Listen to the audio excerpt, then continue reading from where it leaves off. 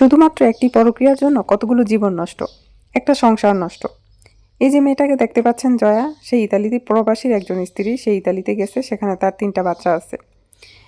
3টা বাচ্চা ও স্বামী থাকা সত্ত্বেও সে একটা ছেলের সাথে পরক্রিয়া সম্পর্কে জড়িয়ে যায়। তার হাজব্যান্ডের সাথে যখনই ঝগড়া হতো তখন সেই সম্পর্কে সে সেই প্রেমিকের কাছে বলতো। তখন সে তাকে উস্কাইতো যে তোমারে এভাবে মারধর করে, আমি হলে তো সেখান থেকে নিয়ে আসতাম, আমি তোমারে বিয়ে করব। তো বলতো আমার তো 3টা তো বাচ্চা আছে, বলতো যে বাচ্চা থাকলে কোনো সমস্যা নাই। এভাবে তার সাথে সে 1 বছর সম্পর্ক করে। 1 বছরে তার সাথে শারীরিক সম্পর্ক হয়, একসাথে ঘোরাফেরা, খাওয়া দাওয়া সব কিছুই হয়। একটা বাচ্চাও হয়, সেই বাচ্চাটাকে অ্যাবর্শন করে নষ্ট করে। কিন্তু পরকীয়ার প্রেমিক কোনোভাবেই সে বিয়ে করে না। সে বিয়ের জন্য অনেক প্রেশার করে। ইনফ্যাক্ট একটা পর্যায়ে এই মেয়েটা তার জন্য হারপিক খাইছে এবং যাতে সে মইরা যেতে পারে সেজন্য সে ঘুমের ট্যাবলেটও খাইছে। 15টা ঘুমের ট্যাবলেট খাইয়েও হসপিটালে ভর্তি ছিল। এখন আইসা সে হুমকি দামকি দিচ্ছে যে আমাকে হয় সেই পরকীয়ার প্রেমিক বিয়ে করবে, আর যদি বিয়ে না করে তাহলে আমি আত্মহত্যা করবো, আমার এটার বিচার করেন। এখন এর বিচার কে করবে, যেখানে সে নিজেই দোষী? তার 3টা সন্তান আছে, সংসার আছে।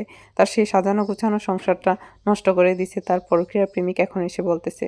তো এই টাইপের সম্পর্কে অনেক অনেক মানুষই আছেন এক্সট্রা ম্যারিটাল সম্পর্কে। তারা এই সম্পর্ক থেকে বেরিয়ে আসেন। আসলে দায়িত্ব কেউই নিতে চায় না। সবাই ফ্রি ফ্রি থাকতে চায়, খাইতে চায়। কিন্তু যখন ঘর সংসার, সামাজিক মর্যাদা, দায়িত্ব, তখন কেউই নিতে চায় না। এই মেয়েটা কি জানতো যে তার পরকীয়ার প্রেমিক তাকে কখনো বিয়ে করবে না? যদি সত্যি সত্যি বিয়ে করে নিত তাহলে হয়তো বা আজকের এই কন্ট্রোভার্সি তৈরি হইতো না, তাহলে সে লাইভে এসে আজকে হয়তো কান্নাকাটি করতো না। কিন্তু সেও কিন্তু 3টা সন্তান আছে আর তার স্বামী আছে, তাদের সাথে প্রতারণাই করেছে, তাদের সাথে চিট করছে। তার কোলের দুধের বাচ্চা, তাকে সে দুধ খাওয়ায় নাই। কেননা সে এতই পাগল, এতই মরিয়া, এতই প্রেমের উতালা হয়ে গেছে, এতই ভালোবাসা খালে নেমে গেছে যে সে তার পরকীয়ার প্রেমিকের সাথে দিনরাত কথা বলতো, সংসারের কোনো কাজকর্ম করতো না, বাচ্চার খেয়াল দেয়াল কিচ্ছু রাখতো না। তার শ্বশুর শাশুড়ি স্বামী সেই সংসারের রান্না বাড়া, সন্তানদের দেখাশোনা সব কিছু করতো। এখন তার হাজব্যান্ড তাকে বাসা থেকে বের করে দিছে। এখন তার সন্তানদের থেকে সে দূরে, তার হাজব্যান্ডের থেকেও দূরে, তার সংসারটা একদম শেষ হয়ে গেছে। এখন সে অনলাইনে এসে বিচার দিতেছে, কিন্তু যেখানে সে নিজেই দোষী। তার 3টা সন্তান আছে, সেটা থাকা সত্ত্বেও কেন সে পরপুরুষের সাথে কথা বলতে যাবে?